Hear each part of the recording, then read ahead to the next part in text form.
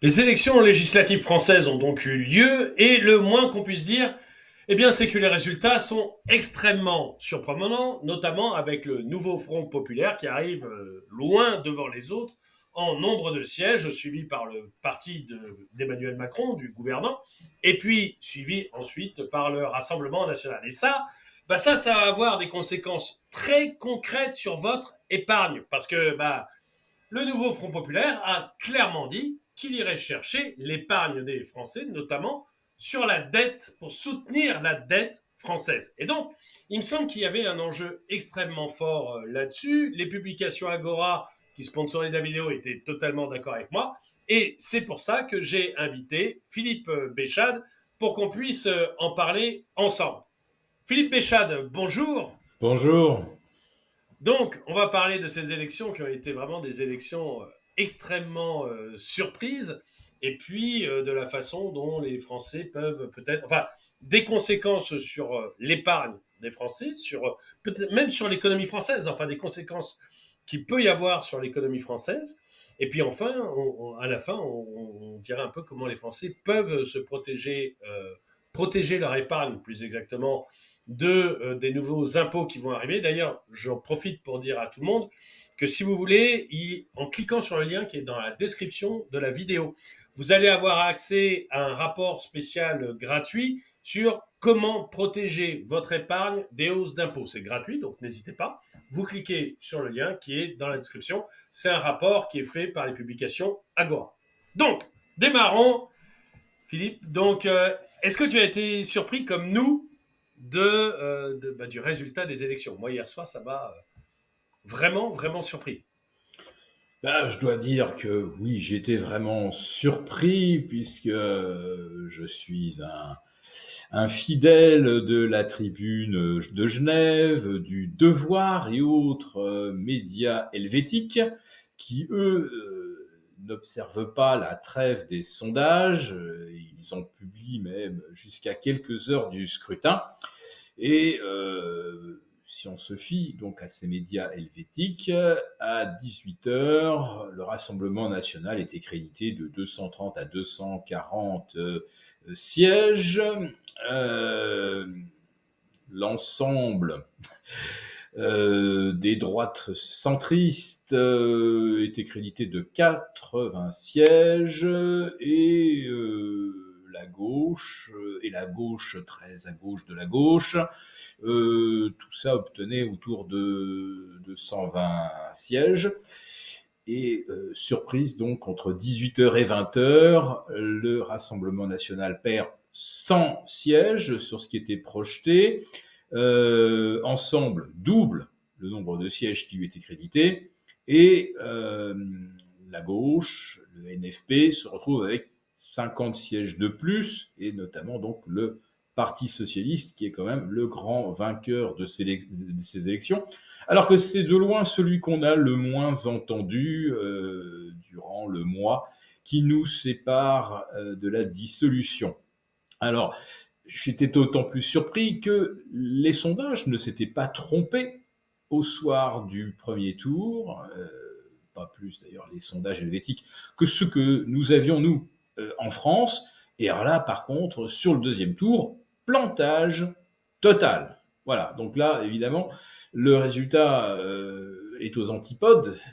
Finalement, le RN se retrouve la troisième force, alors que théoriquement, ça aurait dû être toutes les formations favorables à Macron, et qui auraient dû être lourdement sanctionnées, puisque la situation à laquelle on a abouti était quand même en grande partie imputable à Macron et ses alliés, et finalement, ce sont presque eux qui s'en tirent le mieux aujourd'hui, et qui sont les moins divisés, parce qu'en fait, le NFP, on va dire que l'illusion du front de gauche a littéralement explosé au bout de 7 minutes dimanche soir, puisque c'est le temps qu'il a fallu à M. Mélenchon pour expliquer que la victoire était à gauche, que la gauche c'est lui, tout comme la République, et que donc on devait gouverner en respectant le programme de la gauche, la seule chose à laquelle le marché ne s'attendait évidemment pas, puisqu'on se disait, bon, ça sera un RN sans majorité, mais au moins, bon, c'est pas trop anti-business. Et sitôt M. Mélenchon s'étant présenté comme le Premier ministre naturel, l'homme fort de la coalition la plus forte, eh bien, immédiatement, André Glucksmann, Jérôme Guedj, François Hollande, et puis un peu plus à droite, Édouard Philippe se sont dit gouverner avec LFI et Mélenchon, jamais. Voilà. Donc, il n'y a évidemment pas de front de gauche qui tienne. Donc, finalement, on a la vérification de ce que M. Macron avait l'air de penser avant la dissolution. La France va devenir ingouvernable. Alors pour ceux qui n'en étaient pas convaincus, eh bien maintenant, ils le sont, avec le résultat des élections, évidemment.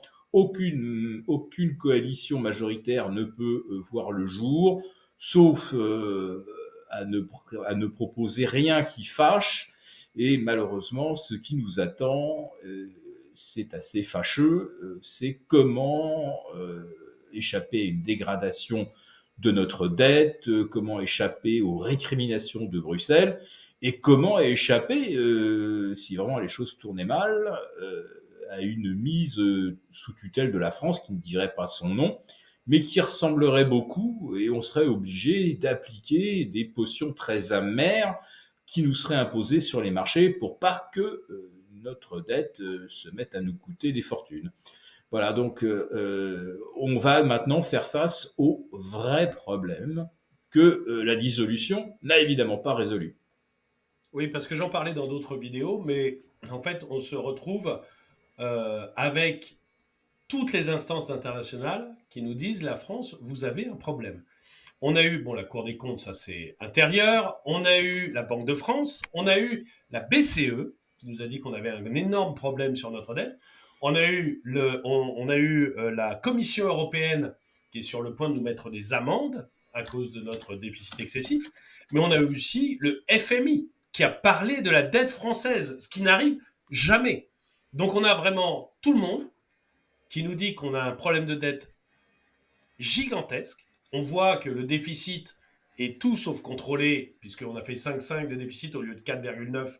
Donc, c'est pas du tout sous contrôle et on ne sait pas comment on va faire. C'est-à-dire que déjà, on voyait que le budget 2025, qui va être décidé à l'automne, on voyait pas comment on pouvait ficeler.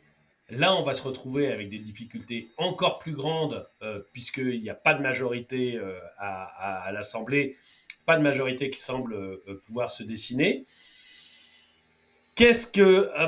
Donc, à ton avis, Philippe, où est-ce qu'on va quoi Est-ce qu'on va vers une énorme sanction des marchés? Je rappelle juste aux gens, parce qu'on me dit que ça n'arrivera jamais à la France. La France n'est pas la Grèce. Alors, c'est vrai, mais c'est arrivé à l'Italie. Je rappelle juste à nos auditeurs que l'Italie était gouvernée par Silvio Berlusconi. Et j'ai plus la date, donc excusez-moi, mais vous pourrez facilement le vérifier. C'est arrivé dans les 10 dernières années. Italie gouvernée par Berlusconi. Tout d'un coup, la dette italienne explose. Elle passe de 3% à peu près 7%, je crois. C'est l'ordre de grandeur. Et l'Italie dit je ne peux plus payer.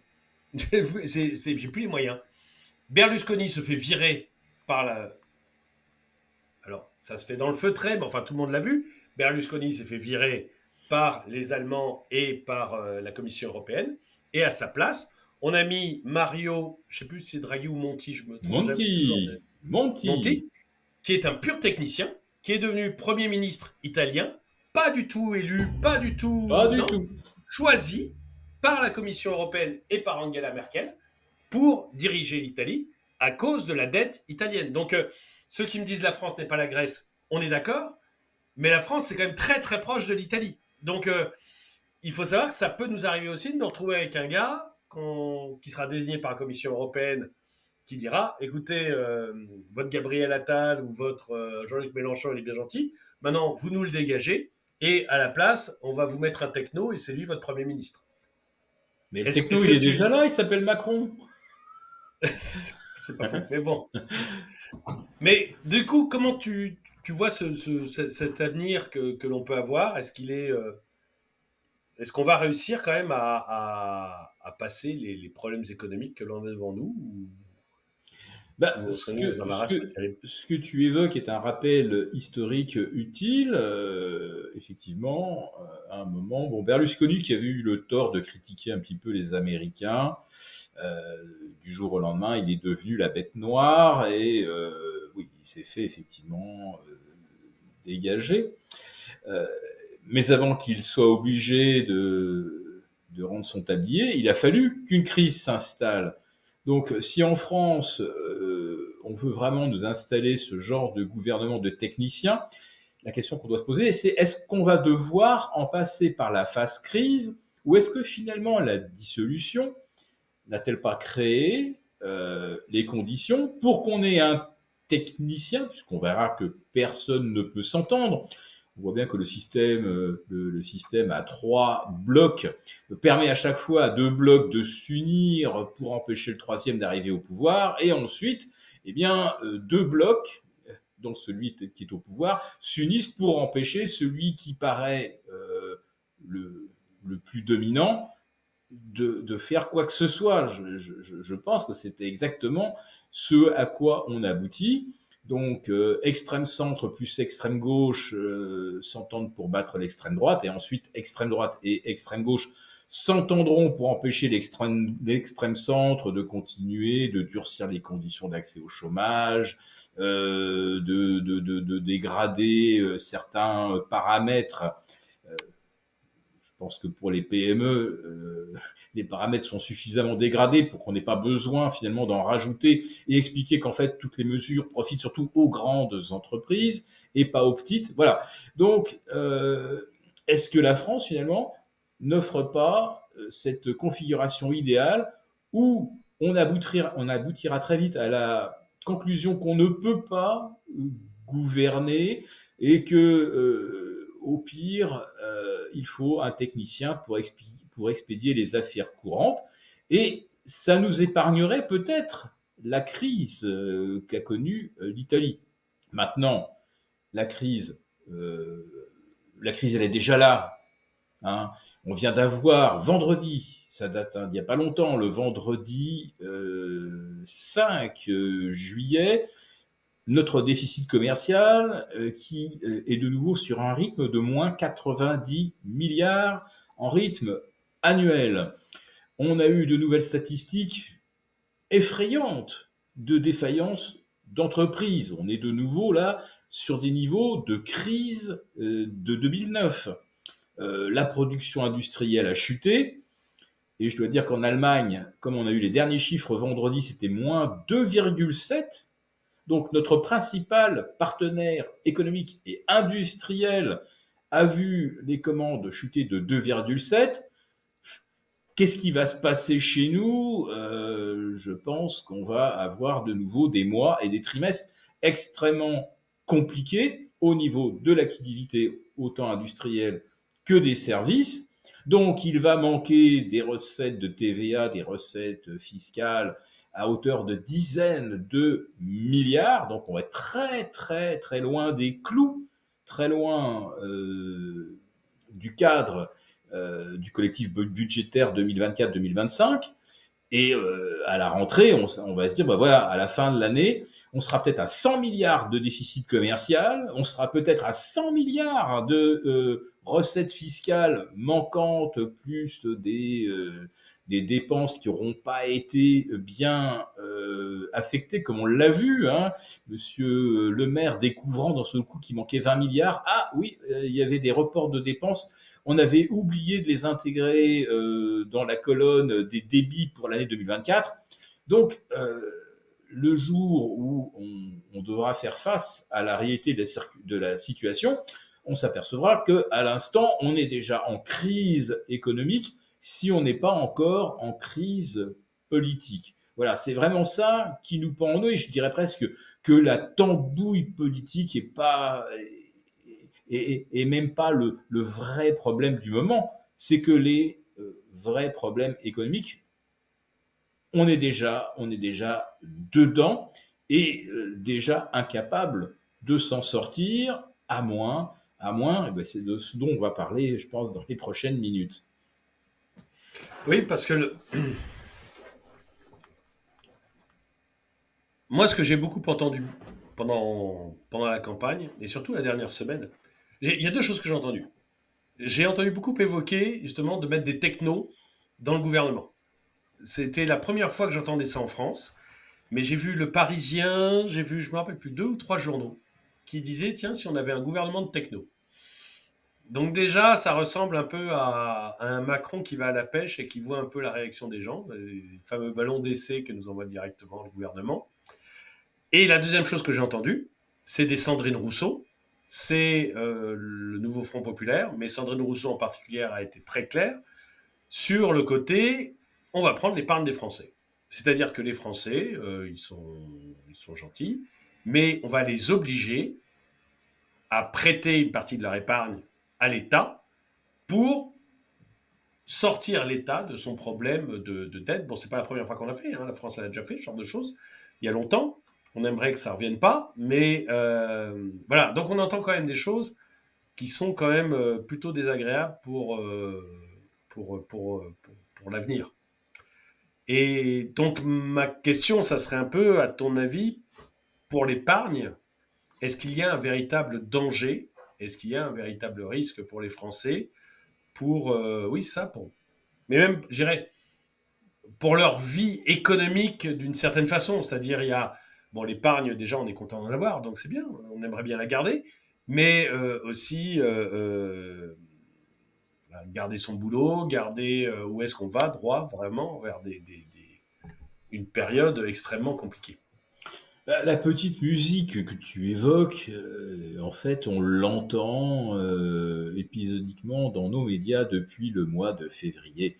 C'est depuis février qu'on entend que l'épargne des Français est énorme, mais qu'elle est mal affectée, qu'elle ne sert pas suffisamment à dynamiser l'économie, et puis que globalement en Europe, on a aussi beaucoup d'épargne qui dort, et que l'Europe étant un grand projet, il faudrait qu'on revivifie toute cette épargne. Euh, Alors, je dirais et même, c'est pas l'économie qui veut, c'est oui, effectivement, ils nous disent que c'est mal orienté, mais ils ne parlent pas de l'économie. Ils nous parlent de la transition énergétique, donc de l'amour de la planète, et de la guerre en Ukraine. C'est-à-dire qu'ils aimeraient que notre épargne, elle aille soit pour fabriquer des chars à donner aux Ukrainiens, soit pour sauver la Terre dans des projets verts. Moi, c'est à peu près ce que j'ai entendu. Sans compter Sandrine Rousseau qui veut carrément la prendre pour, voilà. Parce tu que as c'est très bien entendu.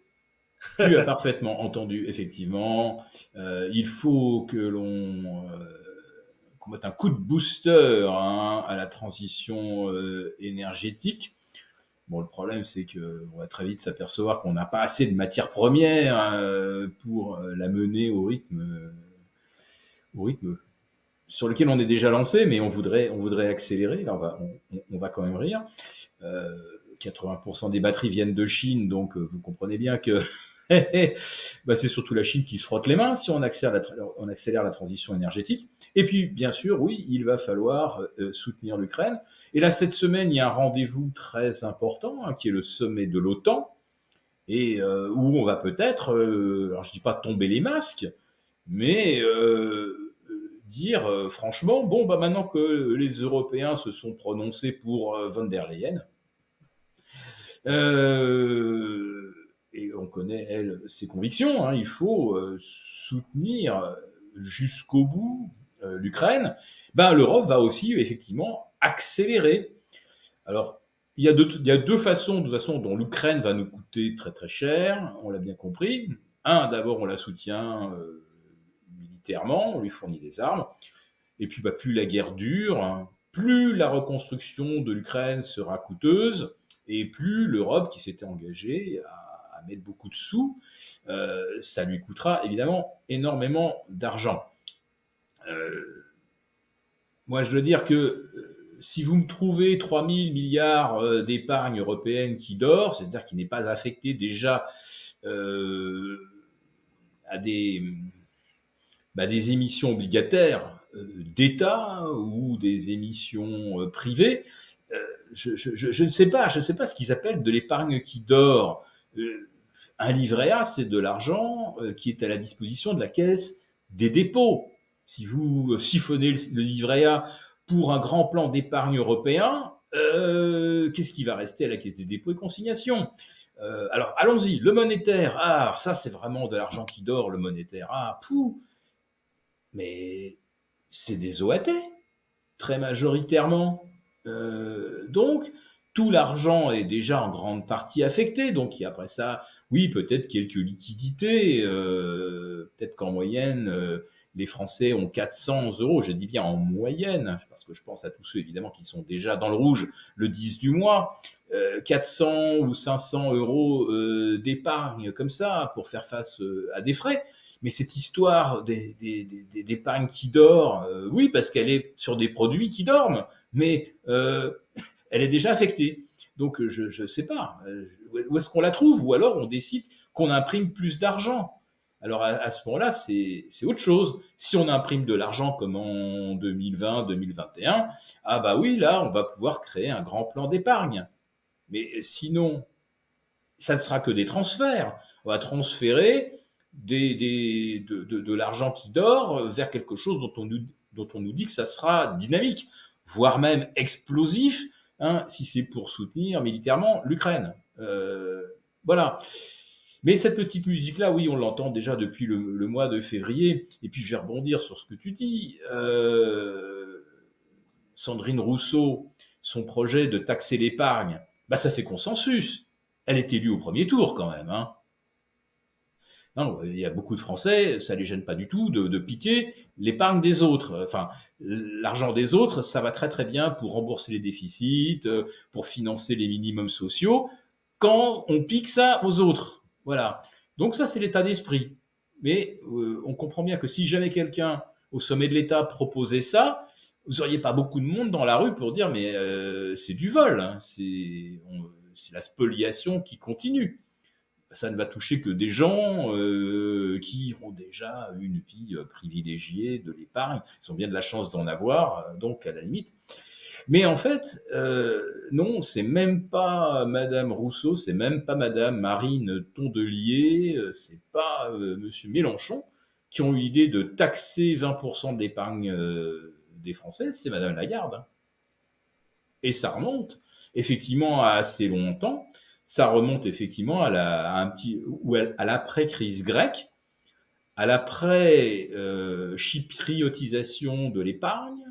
Bon, à l'époque, on avait dit on confisque l'épargne, mais c'est celle des méchants Russes, donc allons-y. C'est toujours bien quand on confisque l'argent des autres, hein, c'est toujours le même principe. Oui. Donc c'est Madame Lagarde qui avait expliqué que, moyennant une ponction de 20% sur l'épargne des ménages européens, on aurait résolu le problème de la dette. Sauf que j'attends qu'on me démontre qu'il y a au moins 20% d'épargne à remettre au travail. Pour moi, ça sera plutôt effectivement de la confiscation. On va avancer de l'argent, on va le mettre dans un plan d'épargne obligatoire ou quasiment. Et si à la sortie on perd de l'argent là-dessus, on nous expliquera que les choses ont mal tourné. On ne pouvait pas imaginer qu'on serait en guerre un jour avec la Russie, que d'un seul coup les épargnants, les créanciers ne nous feraient pas confiance ou préféreraient éviter une zone de guerre. Donc voilà, les choses ont mal tourné, on est désolé. Hein. Mais bon, l'idée, elle est de Madame Lagarde, et Madame Sandrine Rousseau n'a rien inventé. Et Madame Lagarde n'est pas une ultra-gauchiste. Hein. Voilà, donc quand on voit que, on va dire, de l'élite ultra-libérale jusqu'à la gauche ultra-gauche, la plus illibérale, on est d'accord sur les mêmes procédés, qui est piquer l'argent aux riches, entre guillemets, sachant que les vrais riches, leur argent, il est à peu près partout, sauf là où on peut le taxer. Et on va dire que la France, quelque part, pour les millionnaires, car il y en a, et on a même, je pense, le record d'Europe de millionnaires en Europe, mais ce sont des millionnaires, oui, sur le papier, mais ils n'ont quasiment rien qui soit taxable en France. Et si jamais l'ultra-gauche devait faire valoir ses vues, je n'y crois pas, mais imaginons, Bah, c'est comme le lézard, il laisserait un tout petit morceau de queue, qui restait en France, et c'est tout. Donc, qui assumerait l'essentiel de la ponction? Ce sont effectivement les riches, à plus de 3 883,56 € et au-dessus. Donc, c'est ceux-là qui sont effectivement visés par ces projets de mobiliser, de réaffecter, de redynamiser l'épargne. Voilà, c'est vous les riches qui êtes dans le collimateur. Et c'est vrai que où est l'argent? Il est là. Et nos créanciers vont exiger que l'on sécurise l'argent qu'ils nous ont avancé. J'imagine Larry Fink, qui au Je crois travers que de c'est le patron de BlackRock, BlackRock. voilà, qui au travers de BlackRock est le premier détenteur privé de dette française, euh, comme en plus de ça, par hasard, ben, il est très très souvent reçu à l'Élysée. Peut-être que c'est pour lui l'occasion d'expliquer que BlackRock va bien continuer de souscrire aux émissions de France Trésor, mais à condition qu'on soit sûr que à la fin de l'année, il n'y ait pas de soucis, que l'épargne soit bien, enfin que les recettes fiscales soient bien au rendez-vous et que l'épargne des Français soit bien employée. Voilà, je dis ça, certains diront c'est très très complotiste, soit, mais je Même pense pas, que non, mais ça serait même normal de la part de BlackRock, qui est le premier créancier privé de la France, de dire écoutez, moi je veux bien acheter vos trucs, mais faut que je sois sûr que ça a une valeur quand même. Donc, c'est même pas complotiste, ça serait pas, ça serait de la bonne gestion de la part de BlackRock et de la très mauvaise de la part du gouvernement français. Mais ça, c'est pas son problème à lui. Hein. bon, j'imagine que le front souverain norvégien, mais également singapourien, doivent nous regarder avec une certaine curiosité, parce que bon, la France là actuellement sans gouvernement, je dis que ça crée quand même une incertitude. Alors, je vais rassurer tout le monde à l'instant où on enregistre. Euh, nos OAT se dégradent, je crois, de 3 points de base. Et le spread avec le Bund est relativement stable. Parce que la situation qu'on constate aujourd'hui est à peu près celle qu'anticipaient les marchés. Alors, pas avec le même ordre dans les blocs. On voyait plutôt le bloc droite devant le bloc gauche et le bloc centre numéro 3. Bon, tout est bouleversé, mais une chose reste, effectivement, il n'y a pas de majorité et il y a un moment, il va falloir qu'on bouge. Là, pour l'instant, c'est l'été, les Jeux Olympiques arrivent, donc je dirais que Dieu merci, ils vont probablement bien se passer puisque il n'y a pas eu d'émeute Mm. hier soir à 20 h, ce qu'on nous avait plus ou moins promis, hein, que si c'était la droite, très à droite, il y aurait du sang dans la rue. Hein. Ceux qui habitent Paris ont vu les Champs-Élysées totalement en état de siège, hein, avec des herses, avec des barrières anti-émeutes. Toutes les vitrines des boutiques des Champs-Élysées protégées par d'énormes panneaux de bois ou de contreplaqué, comme si on s'attendait à des émeutes.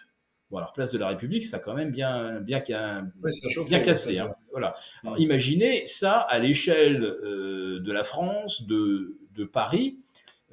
Il y avait effectivement le risque que la situation soit très très instable aujourd'hui, socialement.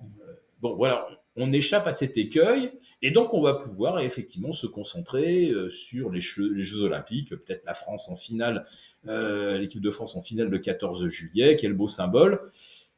Mais bon, notre dette continue de se creuser, ce que j'ai évoqué au départ, notre croissance n'est pas du tout celle qui était prévue. Elle est à l'arrêt maintenant parce qu'il n'y a plus d'activité dans l'immobilier. Donc là, c'est un des moteurs habituels de notre croissance qui est complètement à l'arrêt. Le deuxième moteur, eh ben, c'est, on va dire, les échanges avec nos principaux partenaires économiques, l'Allemagne, qui est elle aussi à l'arrêt. Donc, il y a un moment où on va devoir faire face à ce problème. Donc, pour l'instant, c'est très très bien. On est dans un nuage rose, mais ça va évidemment pas durer, à mon avis, pas durer au-delà du premier collectif budgétaire qu'on va nous présenter et qui sera peut-être censuré, parce que voilà, c'est la logique aujourd'hui. Un bloc se fait défoncer par les deux autres, et dans l'ordre que vous voulez. Et du coup, donc, le seul point sur lequel ils sont d'accord, c'est d'essayer de récupérer notre épargne pour en faire quelque chose, parce qu'ils pensent être plus capables de gérer notre épargne que nous. Il faut dire qu'ils sont tous un track record dans la gestion qui est quand même merveilleuse, donc c'est évident. Mais ce qu'ils veulent, c'est clairement prendre notre épargne, ils le disent tous. Le gouvernement l'avait dit depuis février, en avait parlé depuis février, et là, l'extrême gauche a été parfaitement claire entre les deux tours.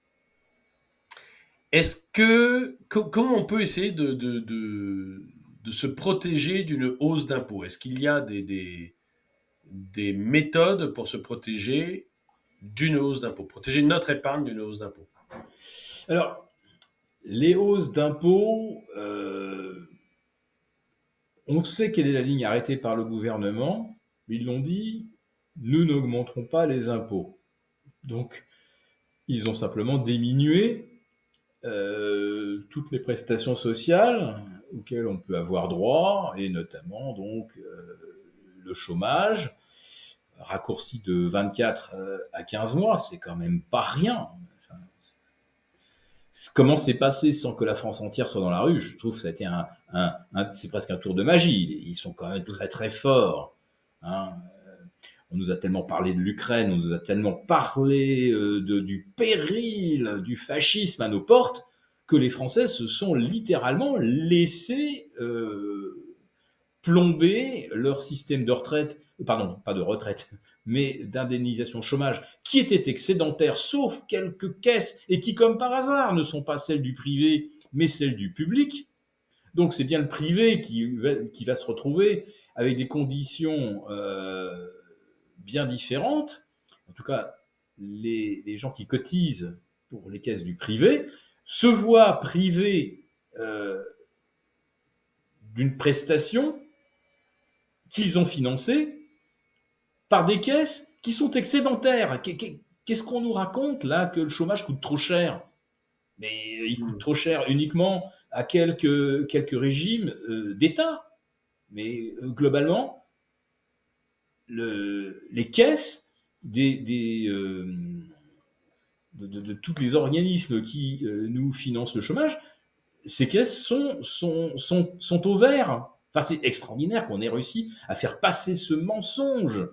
Et là aussi, bon, la complicité habituelle des médias qui ne remet jamais en cause les mensonges, et plus ils sont gros, moins évidemment la presse les dénonce, ce qui fait que les gens se posent pas de questions. Bah, si les journalistes ont pas débunké, c'est que a priori ils ont dû vérifier, donc ça doit être vrai. Non, tout est faux.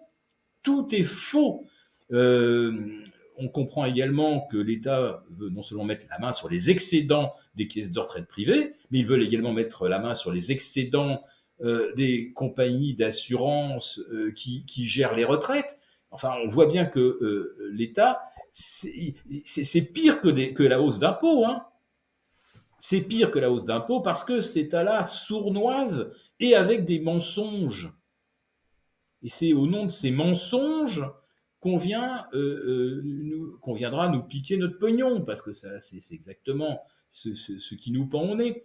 Donc oui, ça ne sera pas forcément ce qu'on appelle des hausses d'impôts, ça va être une baisse de toutes les prestations que financent nos impôts. Et je me demande aujourd'hui qu'est-ce qu'on peut encore baisser d'ailleurs dans les prestations. Il n'y a plus de tribunaux dans la moitié des départements. Il y a des départements où il n'y a même plus de maternité. Les services publics ont disparu à peu près partout. Alors ça paraît-il, ça nous coûtait très cher. Donc aujourd'hui, les impôts, ils n'ont pas baissé. C'est juste que nos impôts nous permettent plus ni d'aller à l'hôpital, ni d'aller porter plainte au tribunal contre un concurrent indélicat ou une entreprise étrangère qui vous a planté parce que voilà des défauts de paiement. Enfin, où sont les services publics? Donc, vous voyez, nos impôts n'augmentent pas, mais c'est tout ce qui faisait que la France était un pays qui fonctionnait bien. Tout ça est en train de disparaître. Et là, on va nous expliquer effectivement à la rentrée, où je ne sais pas à quel moment les choses vont se gâter, mais forcément ça va se gâter à un moment. Nos OAT, on est à 3,20. Il y a un moment, en quelques jours, avec deux trois mauvais chiffres, et avec des agences de notation qui nous notent 2 fois par an. Donc la prochaine fois, c'est septembre-octobre, laisseront entendre qu'on on va se faire dégrader. Et là, d'un seul coup, on se dira, là, alors là, alerte rouge. Là, ça y est, là, la France, si on tombe à A, on est à la limite des dettes dites risquées. Donc il y a un moment où on va nous la jouer comme ça. Hein. Regardez, dégradation par les agences, les déficits qui se sont creusés. Ah, vraiment, c'est pas de chance, mais on constate la gravité de la situation. Elle est bien pire que ce qu'on redoutait. Et puis bah là, on nous fera tout passer. Parce qu'on nous dira, si vous acceptez pas de souscrire à ce grand plan d'épargne pan-européen, vous allez tout perdre. Ça va être à nouveau la stratégie de la peur. Ça, c'est un truc qu'ils maîtrisent parfaitement. Hein. Tous les cabinets de conseil type McKinsey, Accenture, etc., sont les rois de la manipulation. Alors pour les chefs d'entreprise, la manipulation de leurs salariés, et pour des organismes d'État, on leur apprend effectivement l'ingénierie sociale, et ils excellent dans ce domaine. Donc, vous inquiétez pas, pour récupérer notre argent, on fera ce qu'il faut pour que les gens lâchent je ne sais combien, en se disant ouf, on a eu chaud, si on n'avait pas accepté ça, on perdait tout. Hmm. Oui, ils le feront même de bon cœur. Alors, ils le feront volontairement. Oui, oui. C'est le plus beau. Il y a eu un produit d'épargne qui est sorti 1er juillet, je crois, pour les enfants. Vous pouvez mettre de l'argent pour vos enfants sur un livret qui n'est pas garanti, hein, le capital n'est pas garanti, et c'est pour la transition écologique. Donc, vous pouvez mettre de l'argent pour les mineurs, Et ça pour va la financer transition. les jeunes pousses de la transition énergétique. C'est-à-dire que Voilà. vous êtes un enfant, vous mettez 100 euros et vous allez voir grandir en même temps que vous le futur Amazon, le futur Tesla, etc. Non mais Ouais. c'est merveilleux, non? Oui, c'est merveilleux. Mais sauf que c'est au moment où tous les financiers, eux, sont en train de s'enfuir à toutes jambes de tout ce qui est transition énergétique. On voit BP s'est fait le patron de BP abandonne le offshore ou ralentit énormément le offshore en disant bon il s'est déjà fait engueuler par ses actionnaires qui lui ont dit écoutez c'est gentil mais c'est pas rentable.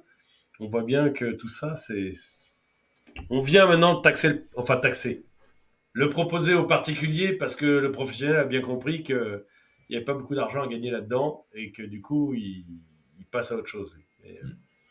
Mais on va essayer de récupérer l'argent dans l'épargne des Français, ça sera plus simple.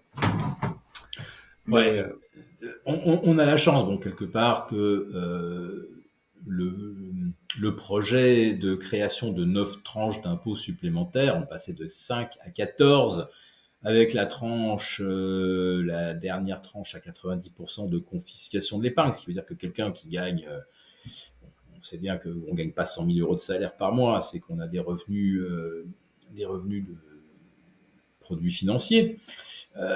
Quelqu'un qui gagnait 100, s'en faisait piquer 90 et se retrouvait quelque part moins riche qu'un fonctionnaire troisième échelon. Enfin, c'était du délire. Donc ça n'arrivera pas. C'est pour ça que j'en ai pas parlé, hein, parce que... Mais on n'est quand même pas à l'abri, parce que Monsieur Hollande vient d'être réélu en Corrèze, hein, que quelqu'un dise, bah exceptionnellement toujours, hein, toujours. la tranche à 45 va être relevée à 50. Alors, j'en profite, puisque on est là devant des internautes vigilants. Je signale que depuis 2012, alors Monsieur Hollande n'avait pas réussi à faire passer sa tranche à 75, mais il avait quand même obtenu un truc sur lequel il n'y a pas eu on va dire, beaucoup de caisses de résonance de la part des médias. Des gens qui gagnent plus de 400 000 euros par an, enfin 250 000 pour une personne seule et 450 000 pour un couple, payent déjà une surtaxe de 4%. C'est-à-dire que pour les Français déjà les plus riches, effectivement, ils payent 49 et non pas 45. Imaginez D'accord. qu'on dise demain, bon, finalement, le truc à 49, bon, c'est passé crème, hein. D'ailleurs, qui en parle, qui s'en plaint? Personne. Donc, le truc à 49, c'est passé. Et si on le passait à 50? Mais pour tout le monde, hein. Pas seulement ceux qui gagnent 400 000 et plus. On va prendre, allez, un vrai riche, hein, un riche qui gagne plus de 80 000 euros par an. Voilà. Et les riches, ils gagnent 6 000 euros par mois, vous imaginez. C'est le SMIC en Suisse. Hein. Donc, imaginons ça, une tranche à 50, bah, elle rapporterait pas mal d'argent. Voilà. Et on dirait pas que c'est une hausse d'impôt, on dirait que c'est une contribution exceptionnelle. Oui, c'est ça. Ou un haircut sur toute l'épargne française, en disant, bah voilà, comme ce que proposait Christine Voilà. Lagarde Voilà. de Donc la BCE, dire on montrera pas les impôts 8% de parce votre que épargne, on le prend. voilà, on montrera pas les impôts puisque ça ne touchera que 1% des Français. Hmm. Alors, je rectifie parce que j'ai les chiffres en tête. En fait, 1% de Français gagnent plus de 8 000 euros par mois. D'accord? D'accord. Donc, si vous êtes à 6 000, vous êtes à 1,5% des Français. Si vous montez donc, si vous créez cette tranche à 50 ou au-delà, pourquoi pas, ça veut dire que en fait, il y aura que 1,5% de Français touchés et 98,5% des Français ne verront pas leurs impôts augmenter. Donc vous Hmm. pouvez faire ça et en disant, vous voyez, on n'a pas monté les impôts. Enfin, si, pour les riches. Mais vous, 98,5% des Français, vous n'êtes pas, vous n'êtes pas concernés. D'ailleurs, si vous voulez leur mettre 50, on leur mettait 60, hein, pour rigoler. Bah, personne protesterait. Bien sûr, Oui, ça oui, il n'y ne... aurait pas de manif. Il y aurait pas Voilà. de manif. C'est ça que je crains, si vous voulez. C'est que si on arrive quand même à former un gouvernement de centre, pour que certaines lois passent, il va falloir donner des petits trucs quand même bah, à la gauche, qui est la première formation politique quelque part, enfin la sensibilité de gauche, pardon, est quand même aujourd'hui majoritaire en termes de sièges et non pas en termes de voix, il faut être très très précis. Si vous cumulez les Oui. voix du Rassemblement national plus les voix des républicains plus des divers droites, vous apercevez qu'il y a plus de Français qui votent à droite qu'à gauche. Mais bon, notre système étant ce qu'il est, on a beaucoup plus de sièges pour des gens de gauche avec beaucoup moins de voix. Mais Hmm. politiquement, ça veut dire que on va peut-être être quand même gouverné plus à gauche. Et je l'entendais hier soir dans les commentaires des uns et des autres, même des gens qui sont proches de Macron, en disant oui, on n'a peut-être pas assez écouté les Français. Voilà, on a peut-être donné le sentiment de mépriser un petit peu les moins riches. C'est un tout petit sentiment, hein, voilà. Oui, oui, c'est un sentiment, oui. Et donc aujourd'hui, il faudrait peut-être qu'effectivement qu'on rééquilibre un peu. Donc qu'on fasse un petit pas nous aussi vers les ch'tis ouvriers donc que l'on s'accorde avec la gauche raisonnable, hein, celle de M. François Hollande qui voulait taxer à 75%. Donc cette gauche raisonnable, bah, peut-être qu'on trouvera effectivement des arrangements sur voilà, les tranches d'impôts qui ne concerneront pas 98,5% des Français, voire peut-être la flat tax qui pourrait être réaménagée. Alors là, c'est très bien parce que même le Rassemblement national était pour une révision de la flat tax. Hmm. Voilà. Donc la flat tax, c'est l'imposition qu'il y a sur l'épargne. Sur l'épargne, 30%, voilà, tout compris. Et Hmm. bah, pourquoi pas, là aussi, créer une flat tax, on va dire à géométrie variable, pour les patrimoines supérieurs à 400 000, boum, bah, la flat tax, elle passe à 35. Au-delà d'un million, ça passe à 40%. Ou alors, on fait un truc encore plus simple que ça. Bon, plus de flat tax. Allez, hop, proposition Mélenchon. Maintenant, la taxation des revenus de l'épargne, cette Mmh. épargne étant constituée avec de l'argent qui a déjà été taxé, hein, on est bien d'accord. Donc, allez hop, alignement, taxation de l'épargne et du revenu, tout pareil, 45%, 49%, parce que ça existe, hein, je le dis bien, ça existe déjà pour peut-être 0,5% des Français, et peut-être demain 50%.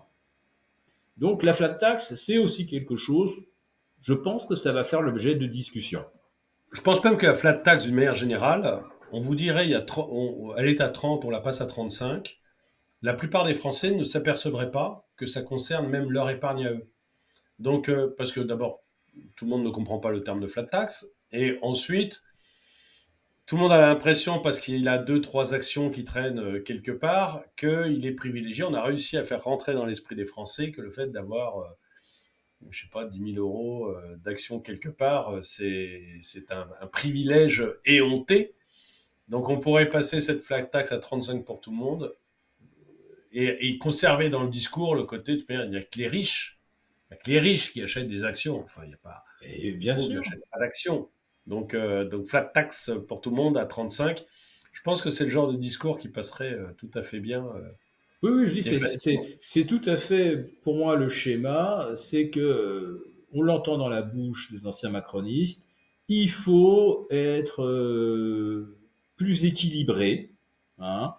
On ne dit pas plus équitable, parce que déjà, je trouve que les gens qui sont dans les tranches à 45%, ils sont déjà sévèrement matraqués, alors que ceux qui sont très, très, très riches, eux, ça les fait rigoler, 45%, eux, s'ils payent en tout et pour tout 10%, c'est vraiment le bout du monde. Donc, euh, oui, c'est toujours pareil, faire payer les autres.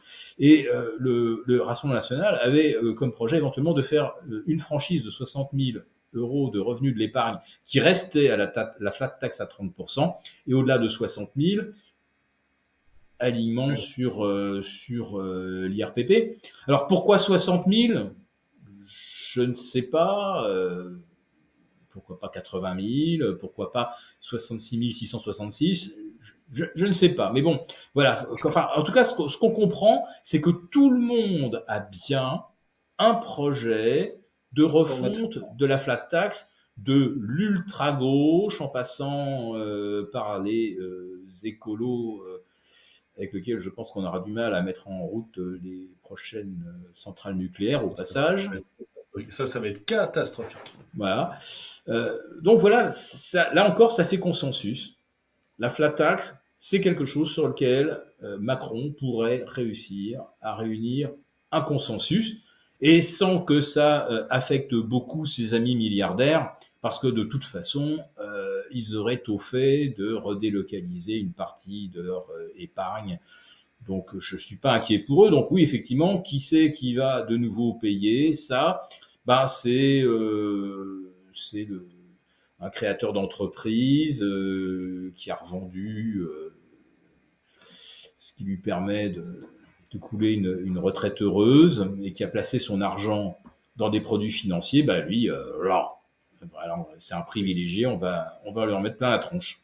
Donc voilà, les consensus, c'est ça dont on doit se méfier aujourd'hui en tant qu'épargnant. Des tranches d'impôts qui pourraient augmenter pour les 1 ou 1,5% de Français les plus fortunés. Une flat tax qui pourrait être réaménagée, voire quelque part supprimée. Euh, Après 7 ans, hein, les milliardaires en ont bien profité. Voilà, la fête est finie, on sonne la fin de la récré. Et il y aura évidemment personne dans la rue pour protester. C'est tout ce qu'on veut. On veut une France apaisée. Et ça aussi, c'est un élément de langage. Vous l'avez entendu hier soir dans la bouche de M. Glucksmann. Vous l'avez entendu dans la bouche de, je crois, M. Séjourné. Et voilà, on veut une France apaisée. Et si pour apaiser la France, il faut taxer, tondre, spolier les riches, entre guillemets, ça va être fait. Ben, j'en suis convaincu. Surtout qu'on est riche, on est vite riche en France, quoi. Hein. Parce On que est ce que très. j'ai dit tout à l'heure, comme boutade, vous êtes riche à 5 000 ou 6 000 euros par mois. Je rappelle qu'en Suisse, le SMIC, il est quasiment à 5 000 francs suisses. Et Oui. le franc suisse, il vaut plus cher que l'euro maintenant, hein. Je rappelle que pour 1 euro, vous obtenez plus que 0,90 francs suisses, hein. Donc quand je vous dis 5000 francs suisses, ça fait 5500 euros. Voilà. Donc on est un pays qui s'est littéralement effondré dans le classement mondial des pays dits riches.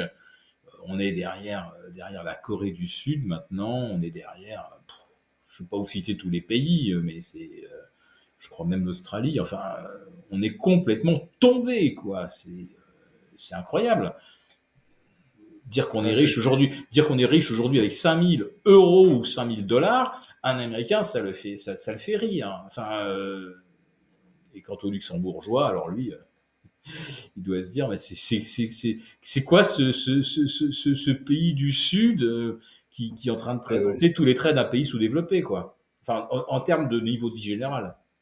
ouais, non, mais on s'en rapproche, hein.